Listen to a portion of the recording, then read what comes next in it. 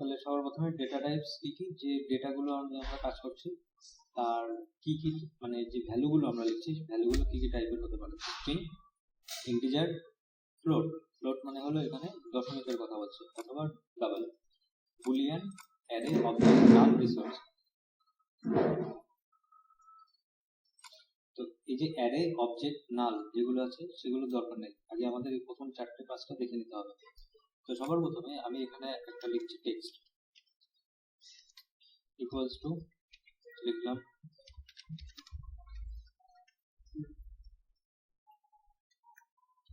This is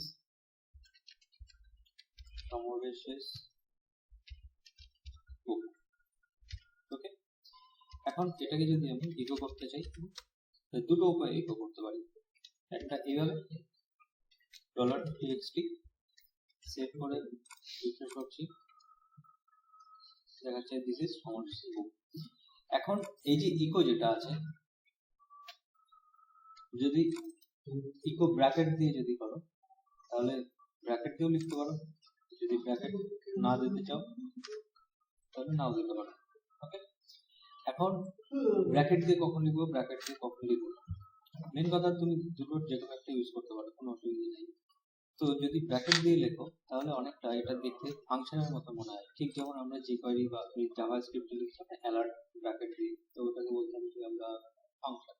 কিন্তু ইকোটা কিন্তু function না, এটাকে বলা হয় ল্যাঙ্গুয়েজ কনস্ট্রাক্ট, একটু ছোট-মোটো নামটা, কিন্তু এটাকে বলা হয় ল্যাঙ্গুয়েজ কনস্ট্রাক্ট, এটা ফাংশন নয়। তো বেস্ট প্র্যাকটিস কোনটা? বেস্ট প্র্যাকটিস হলো তুমি এইভাবে লেখো, সাধারণত সবসময় এইভাবে লেখা হয়। এবার এখানে এসে আমি টেক্সট টু নামে আরেকটা নিলাম, তো এখানে এসে লিখলাম যে এখানে সমরেশ না নিয়ে ধরো সোমনাথ বুক লিখলাম। এবার আমি এখানে এসে কমা দিয়ে $টেক্সট লিখে দিলাম। লেখার পর আমি যদি রিফ্রেশ করি, দিস ইজ সোমনাথ বুক, একই জিনিস। এবার এটাকে ব্র্যাকেটের মধ্যে আটকে লিখি,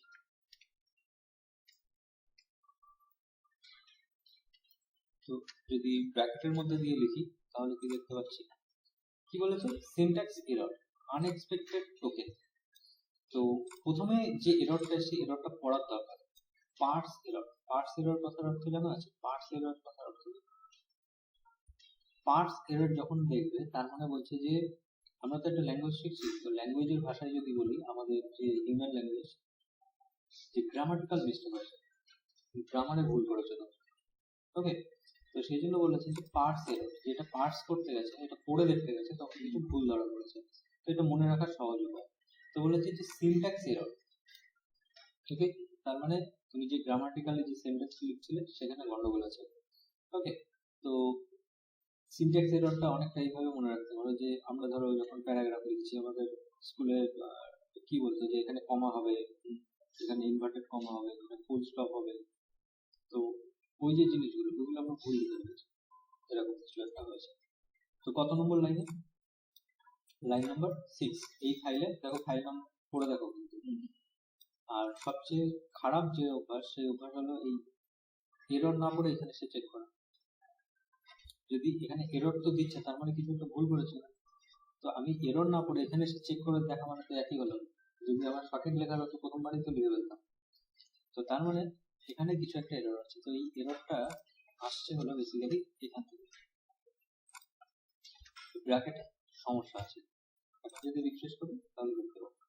তো এরকম কেন হলো? এটা হওয়ার কারণ হলো যখন তুমি ব্র্যাকেট ইউজ করছো না, তখন তুমি এরকম কমা দিয়ে একের বেশি দিতে পারবে না, তোমাকে আলাদা আলাদা লিখতে হবে যদি ব্র্যাকেট ইউজ করো।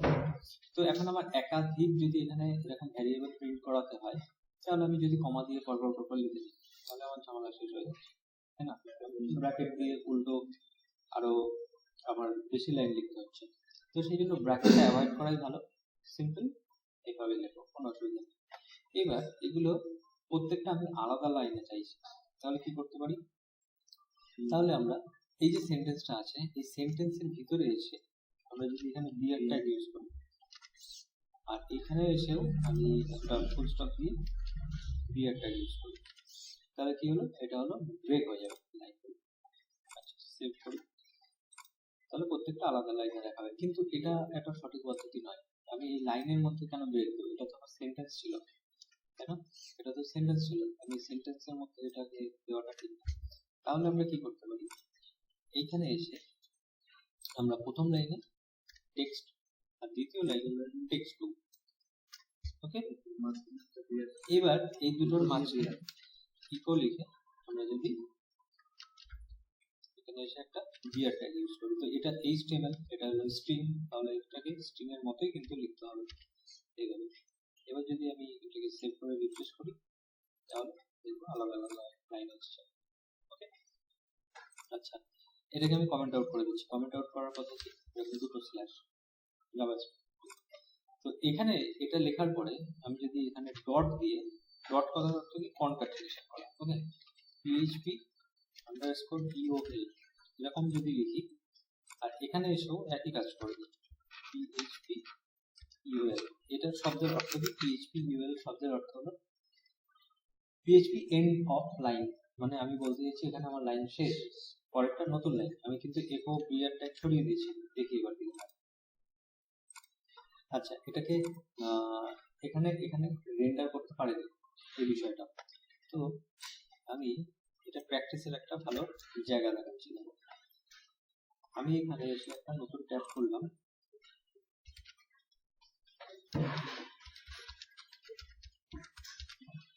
অনলাইন কম্পাইলার খুলে দিচ্ছি।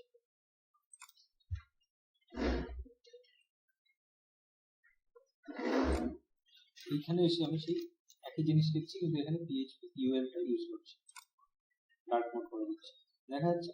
এবার এটাকে আমি আউটপুট দেখবো, তো রান করলাম, ঠিক আছে, ধরে দিয়েছে। এটা কিন্তু একটা কম্পাইলার আগের দিন আলোচনা করেছিলাম, যে আমি যেটা লিখছি সেটাকে কম্পাইল করে, মানে আমি পড়ে দেখে যে কোথায় কি আছে, সিনট্যাক্স ভুল আছে কিনা, সমস্ত কিছু একটু পড়ে দেখে মিডলম্যান, তারপরে কম্পিউটারের কাছে যায় প্রসেসর, তারপরে সেটাকে ওখান থেকে বুঝে সেই অনুযায়ী আমাদেরকে রিপ্লাই দেয়। তো এই জিনিসটা কম্পাইলারে এসে php_eol যখন লিখেছে তখন কিন্তু এটা পড়তে পারছে, মানে php এন্ড অফ লাইন, নতুন লাইন। কিন্তু মজার বিষয়, এইখানে কম্পাইলারে এসে তুমি যদি বিয়ার ট্যাগটা ইউজ করো না, তাহলে কি হবে জানো? বিয়ার ট্যাগটা বহু প্রিন্ট হয়ে যাবে। তো এই অনলাইন কম্পাইলার যেটা আছে, এই যে প্রোগ্রামিং, এই যে ওয়েবসাইটটা, এই ওয়েবসাইটটা PHP প্র্যাকটিস করার জন্য খুব ভালো। একদম র PHP প্র্যাকটিস করতে পারো, এর জন্য তোমার কোনো ফাইল বানাতে হবে না, ফোল্ডার বানাতে হবে না, লারাগন অন করতে হবে না, কিছুই করতে হবে না। তুমি বেসিক PHP এখানে কাজ করতে পারো, কিন্তু সমস্যা একটা, তুমি এখানে কোনো HTML কোড লিখতে পারবে না। র PHP কোড লিখতে হবে, কোনো HTML লেখা চলবে না, ফাইল পত্র বানাতে পারবে না। ওকে, তো আমরা যে ফেজে আছি সেখানে আমাদের বেসিক প্র্যাকটিস করছি, আর এই সমস্ত কাজগুলো করতে হবে। তাহলে অনেকগুলো পদ্ধতি দেখিয়ে দিলাম। আচ্ছা, এবার এখন এই কনক্যাটিনেশন ব্যাপারটা কি সেটাও দেখা দরকার। তো কনক্যাট মানে কি? কনক্যাট শব্দের অর্থ হলো যদি জুড়তে চাই আমরা একটা সেন্টেন্স আরেকটা সেন্টেন্স। তো এখানে এই সেন্টেন্সটা মুছে দিলাম, লিখলাম hello hello I am space, আর এখানে টেক্সট টু যেটা আছে সেটা লিখলাম সমরেশ দাস। ওকে, এরপরে ফুল স্টপ।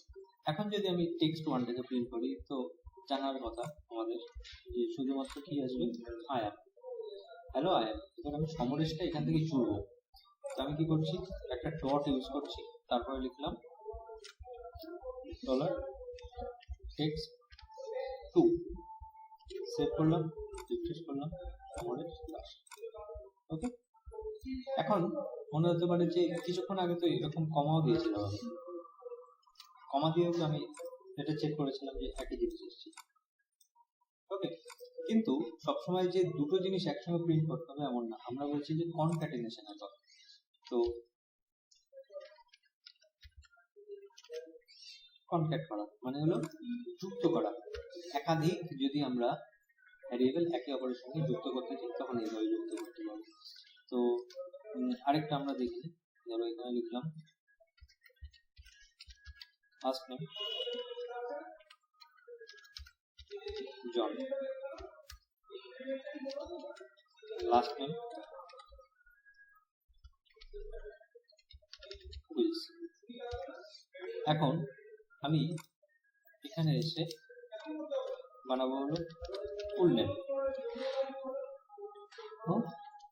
তাহলে ফুল নেম কি হবে আমাদের? ফার্স্ট নেম হিসাব মতো প্লাস দিলে সুবিধা হবে, তো কিন্তু পিএইচপি তে মনে রাখতে হবে ডট। এবার এটাকে যদি আমরা ইকো করি,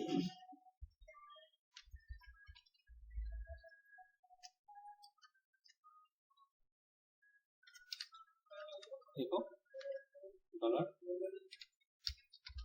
ফুল, সেভ করলাম, রিফ্রেশ করলাম, জন হয়েছে, কিন্তু মাঝখানে গ্যাপ নেই।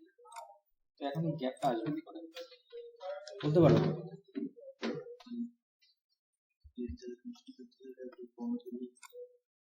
ফুল স্টপে না, আমরা এখানে এসে একটা গ্যাপ যদি আমরা এখানে এইভাবে প্রিন্ট করিয়ে দিই, তো আমি ডবল ইউজ করতে পারি, আবার এরকম সিঙ্গেল ইউজ করতে পারি।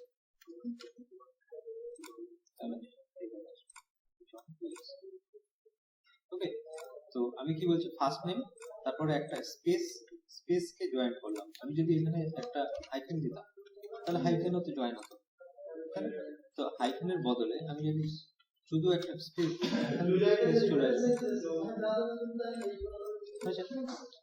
এরপরে কি আছে লাস্ট জুড়ে গেল, হ্যাঁ জাভাস্ক্রিপ্টের মতো।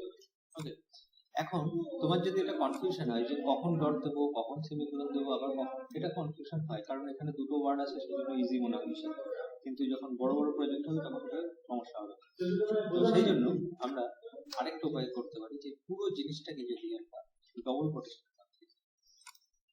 পুরো জিনিসটাকে যদি ডবল কোটেশনের মধ্যে লিখে এবার যদি রিফ্রেশ করি তাহলে দেখো একই জিনিস আসছে। আমি যদি এখান থেকে এটাকে সরিয়ে দিই এইভাবে, এবার যদি আমি এখানে সেভ করি, দেখো পাচ্ছি না, এর মাঝখানে একটা স্পেস দিলাম, সেভ করলাম,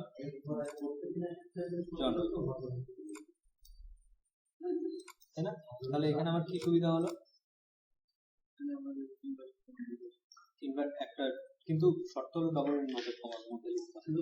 তারপরে তুমি যেমন সেন্টেন্স লিখছো তেমন লিখতে পারো, ঠিক আছে? যেমন সুবিধা দেখো, এটা লিখতে পারি যে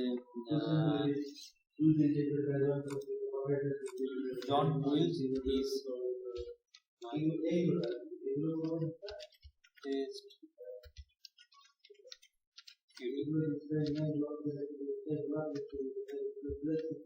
দেখো এবার কত সুবিধা হবে বিষয়টা, ঠিক আছে? তাহলে একই সেন্টেন্সের মধ্যে লিখে দিতে পারলাম। এবার এই জিনিসটাকে যাতে কোনো রকমের কোনো কনফিউশন তৈরি না হয়, এই জিনিসটাকে তুমি কিন্তু সেকেন্ড ব্র্যাকেটের মধ্যে লিখতে পারো, সেকেন্ড ব্র্যাকেটের মধ্যে লিখতে পারো, মানে যেখানে ভ্যারিয়েবলটা, সেই ভ্যারিয়েবলটুকু সেকেন্ড ব্র্যাকেটের মধ্যে যদি লেখা তাহলে পারফেক্ট কাজ করবে। এটা হলো একদম সেফেস্ট। ঠিক, তো এর আগে আমি হয়তো এরকম লিখতে চাইছি মিস্টার জন,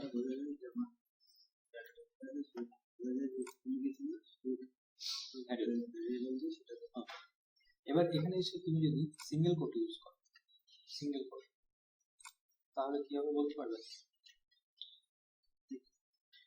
কি দেখাবে তাহলে?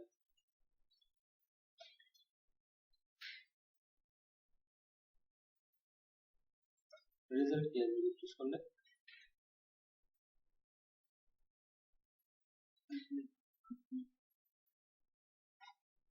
এরর আসবে নাকি কোনো কিছু লেখা দেখাবে, কি পুরো সাদা পেজ আসবে?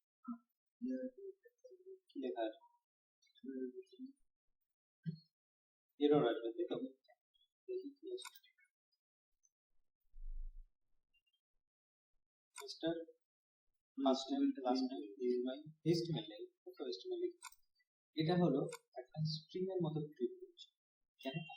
কারণ এখানে হলো আমি একটা সিঙ্গেল কোটেশন ইউজ করেছি, তো আমি যেহেতু সিঙ্গেল কোট ইউজ করেছি সেই জন্য এটাকে আর কনভার্ট করে, কিন্তু ভ্যারিয়েবল গুলো সেগুলো কনভার্ট হয়নি। তো সেই জন্য মনে রাখতে হবে যদি তুমি ডবল কোটের মধ্যে এইভাবে লিখতে চাও ভ্যারিয়েবলকে, তাহলে এইভাবে লিখতে পারো, তাহলে কনভার্ট হবে উইথ অন্যান্য আদার টেক্সট। কিন্তু যদি সিঙ্গেল কোটের মধ্যে তুমি ভ্যারিয়েবল লেখো দেখো কালারও চলে গেছিল, সিঙ্গেল করে দিয়েছিলাম, দেখো কালারও ম্যাচ হচ্ছে, কালারও ম্যাচ হচ্ছে। তাহলে এখন কতটা ইজি হলো এই বিষয়টা, কোনো কনফিউশন আছে আর? এই গেল তোমার স্ট্রিং এর কনসেপ্ট। তারপরে কি আছে, তারপরে দেখো আছে ইন্টিজার আর ফ্লোট। তো এখানে আমি দিলাম সিম্পল জিনিস, নাম 1 12, তারপর নাম 2 কত 20, আর এখানে দিলাম টোটাল ইকুয়ালস টু ডলার নাম 1 প্লাস ডলার 2। এখন যদি এরকম করাই টোটাল, তাহলে এখানে দেখতে পাবো 12 ছিল আর 20 ছিল। এখন আমি এই সেন্টেন্সটা এইভাবে লিখতে চাইছি, আমি লিখতে চাইছি যে একটা সেন্টেন্স লিখবো, মানে আমি লিখবো the total of সেকেন্ড ব্র্যাকেটের মধ্যে নাম 1 প্লাস সেকেন্ড ব্র্যাকেটের মধ্যে নাম 2। দেখো খুব সহজেই কিন্তু আমরা কনক্যাট ছাড়াই পুরো সেন্টেন্স লিখে যাচ্ছি। এতে করে কি হবে, কত ইজি হলো, কোনো কনক্যাট মানে ডট দেওয়ার প্রয়োজন নেই, ডবল কোটের মধ্যে সুন্দর লিখে গেলাম। কিন্তু ডবল কোট যে একদমই প্রয়োজন হবে না এমন কিন্তু নয়, সিচুয়েশন যখন যেমন আসবে সেই অনুযায়ী লিখতে হবে। আমি এখন যদি এখান থেকে নাম্বারটাকে চেঞ্জ করে 22 করে দিই, তাহলে আমার এখানে এটা উচিত, তাহলে পুরো জিনিসটা কি হলো ডাইনামিক। এবার এখন তুমি যোগ শুধু নয়, বিয়োগ করো, যোগ করো, ভাগ করো, যেমন খুশি তেমন পারো। তো এই গেল তোমার ইন্টিজার। এটাকে কি বলছে, এটা হলো ইন্টিজার নাম্বার। ইন্টিজার শব্দের অর্থ কি, পূর্ণ সংখ্যা যেগুলো আছে ইন্টিজার। ওকে, এখন এই জিনিসটাকে আমি কপি পেস্ট করে দিচ্ছি, আর এই জিনিসটাকে আমি সিএসএস এর স্টাইলে এখানে কমেন্ট আউট করে দিচ্ছি। সব রকম ভাবে জানতে হবে কমেন্ট আউট কিভাবে করা যায়, একই জিনিস। তো এবার আমি কি করছি, দশমিক সংখ্যা দিচ্ছি 50, 75, একই জিনিস লিখছি, রিফ্রেশ করছি, করে দিচ্ছি। তাহলে এটা কি or বুঝে গেছে,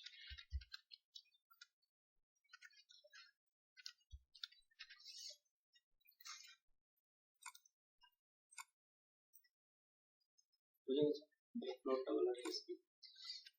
আরেকভাবে কমেন্ট আউট করা যাচ্ছে, যদি তুমি এখানে হ্যাশ দাও, হ্যাশ সিম্বল দাও, সেক্ষেত্রেও তোমাকে ওই ইন্ডিভিজুয়ালি লাইনে দিতে হবে হ্যাশ, তাহলে তুমি এইভাবে কমেন্ট আউট করতে পারো।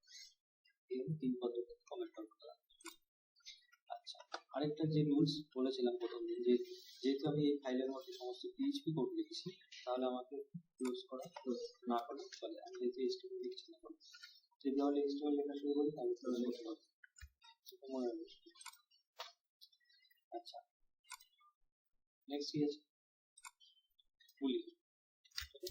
বুলিয়ান ব্যাপারটা কি জানা আছে আমার?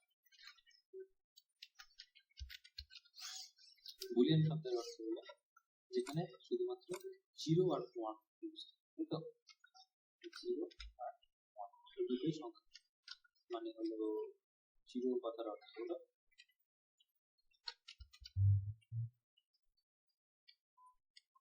false, আর 1 কথার অর্থ হলো true। তো ধরো লিখলাম যে কলম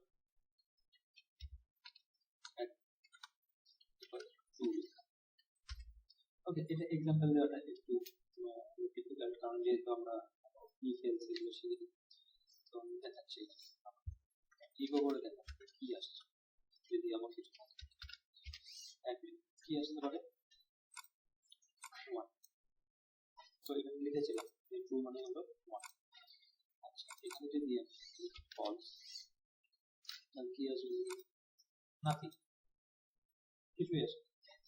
তো এখন এই ট্রু আর ফলস আমাদের কোনো, যখন আমরা লজিক সাজাবো তখন আমাদের কাজে লাগে। ওকে, এখন এটা ইকো না করিয়ে আমরা আরেকটা ভাবে প্রিন্ট করাতে পারি, সেটা প্রিন্ট, শুধু প্রিন্ট, একই জিনিস। এখানে আমি যদি আবার চেক করি তাহলে ওকে, তো এখন এটাকে কাজে লাগাই আমরা, এবং এই জিনিসটাকে কাট করে দিচ্ছি। ইকুয়াল করবো, ছোট্ট একটা এক্সাম্পল দেখি যেটা রিয়েল লাইফ। আচ্ছা, এমন একটা সিচুয়েশন যে কেউ যদি অ্যাডমিন হয়, মানে অ্যাডমিনিস্ট্রেটর, মানে সেই ওয়েবসাইটের যদি সে ওনার হয়, তার কাছে যদি ইমেল আইডি থাকে, পাসওয়ার্ড প্রপার থাকে, তাহলে তাকে বলবে যে ওয়েলকাম টু ইউর ওয়েবসাইট। আর যদি না থাকে তাহলে বলবে ইউ আর নট অ্যাড। তো এটা চেনাবো কি করে? ট্রু আর ফলস না। তো সেই জন্য কি শিখেছিলাম, জাভাস্ক্রিপ্ট যদি না হয় সেই জন্য কি ইউজ করতাম, ইফ এলস, মানে যদি এলস মানে না হলে কি ইউজ করতাম। তো এখন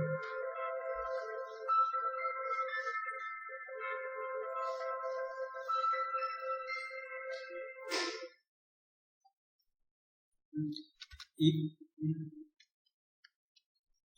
দেখি স্টেপ বাই স্টেপ দেখি, আমরা এইভাবে লিখতে পারি। হ্যাঁ, PHP এইভাবে অ্যাকসেপ্ট করবে, কোনো অসুবিধা নেই, এইভাবে লিখতে পারো, এইভাবে লিখতে পারো। তো আমাদের সাধারণত এইভাবে লিখতে সুবিধা হয়। তো এখানে আমি লিখছি অ্যাডমিন, ওকে, কারণ এর মধ্যে কিছু একটা ভ্যালু আছে। তাহলে এখানে এসে আমরা করলাম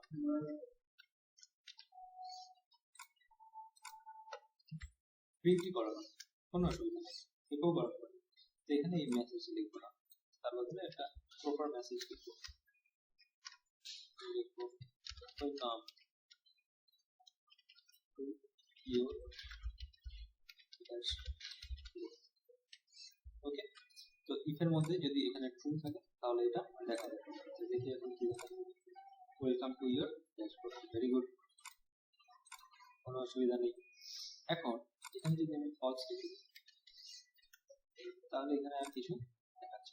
তো এতে করে কি সমস্যা হলো, যে আমি যদি কোনো মেসেজ দেখতে না পাই তাহলে অন্তত আমি কি ভুল করেছি সেটা আমার বোঝা যাচ্ছে যে আমি ভুলটা কি করছি। তো সেই জন্য আমরা কি করবো, যদি ফলস হয়ে থাকে তাহলে আমরা এলস পার্টে কিছু একটা লিখবো। এখানে লিখলাম প্রিন্ট, ওকে, এখানে লিখে দিলাম ইউ আর নট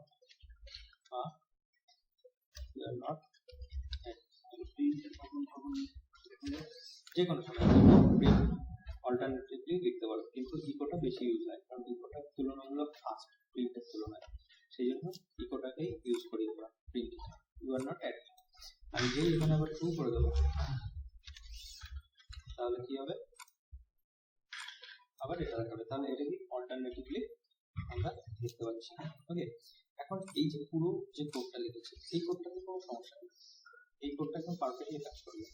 কিন্তু আমরা যখন এরকম কোনো সিম্পল কাজ করতে চাই তখন আমরা কি করতে পারি, এই কাজটাকেই আমরা একটু ছোট আকারে সাজিয়ে দিতে পারি। মানে এই যে ইফ এলস এইগুলো লিখছি না, তো এই জিনিসগুলোকে আমরা একটু শর্টে লিখতে পারি, একটু অ্যাডভান্স জিনিস দেখাচ্ছি। হ্যাঁ, এটা করা আছে তাই দেখাচ্ছি। এই যে যত এই ব্র্যাকেট ফ্র্যাকেট গুলো আছে না, যে ব্র্যাকেট গুলো যেগুলো রয়েছে ছাড়িয়ে দাও, ইফ এলস কথা লেখা রয়েছে সমস্ত কিছু ছাড়িয়ে দাও, সব এক্সট্রা সমস্ত ব্র্যাকেট ছাড়িয়ে দাও। এবার দেখো কি করে আছে, ক্লিয়ার, বোঝা গেছে? এইবার এই কাজটিকে যদি আমরা কোশ্চেন মার্ক দিই এখানে, আর এটাকে কেউ সেমিকোলন না দিয়ে কোলন চিহ্ন দেবে, একটু ছোট করছি যাতে এক লাইনে আসে। তো এখানে কি দেখাচ্ছে, ইফ তারপর একটা কোশ্চেন মার্ক, যদি একদম ট্রু হয়, কোশ্চেন মার্ক দেওয়ার এখানে অর্থ হলো যদি ট্রু হয়, কোশ্চেন করছি তুমি কি অ্যাডমিন, যদি সত্যি হয় যে হ্যাঁ সত্যি অ্যাডমিন হয় তাহলে এটা প্রিন্ট হবে, আর যদি না হয় তাহলে এলস পার্ট, তাহলে এটা প্রিন্ট হবে। তো এক্ষেত্রে দুটো প্রিন্ট করার আমাদের দরকার নেই, তার বদলে আমরা কি করবো, শুরুতে একবার প্রিন্ট লিখবো। আমি বারবার বলছি এটা কিন্তু একটু অ্যাডভান্স হচ্ছে, একটু ধৈর্য ধরে বোঝার চেষ্টা করবো, যেহেতু পড়া আছে অলরেডি, একটু ধৈর্য ধরে দেখলে বুঝতে পারবে। ওকে, এটাকে করে দিই ফলস, তাহলে কি হবে, পারফেক্টলি কাজ করছে একদম। তো এই যে পদ্ধতিতে আমরা, আচ্ছা এখানে প্রিন্ট করতে হবে এমন না, এটাও করতে পারি, কিছু যায় আসে না। হ্যাঁ, জিনিস দুটোই হচ্ছে আমরা একটু কোডটাকে শর্ট করে দিচ্ছি, তো এর একটা নাম আছে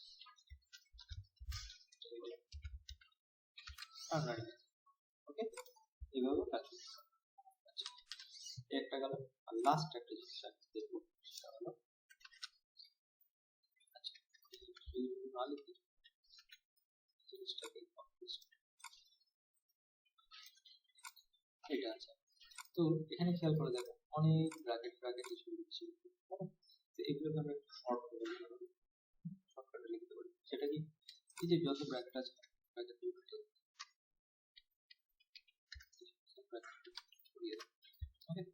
তার বদলে কি করো, এখানে একটা ব্র্যাকেট ছিল না, তার বদলে একটা করেছি, এখানে একটা ব্র্যাকেট ছিল না, তার বদলে করেছি, আর সবার শেষে এসে মাস্ট এটা লিখতে। এটা কি শুরু করেছি, ইফ,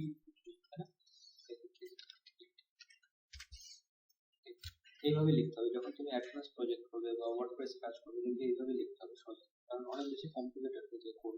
কারণ এখানে আমার এক লাইন আছে, যদি এখানে আমার HTML লিখতে হতো তাহলে অনেক জটিল হতো। সেম রেজাল্ট আবার এক্সিকিউট করো, সেভ করো, সেম রেজাল্ট পাবে। ওকে, এখন এটাকে একটু আমরা যদি একটু সাজিয়ে গুছিয়ে লিখি, তো এখানে এটা এই কোডটাকে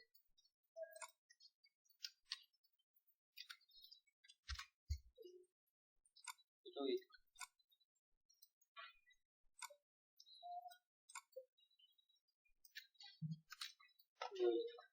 রিফ্রেশ করি, আর বেস পার্ট এটা যদি আমি কন্ট্রোল কিউ দিই তাহলে শুধুমাত্র এখানে H1 ট্যাগটাই লিখতে পারছি, আর PHP কিন্তু কোনো ট্যাগ দেখতে পাচ্ছি না বা কোনো কোড দেখতে পাচ্ছি না। কেন কেন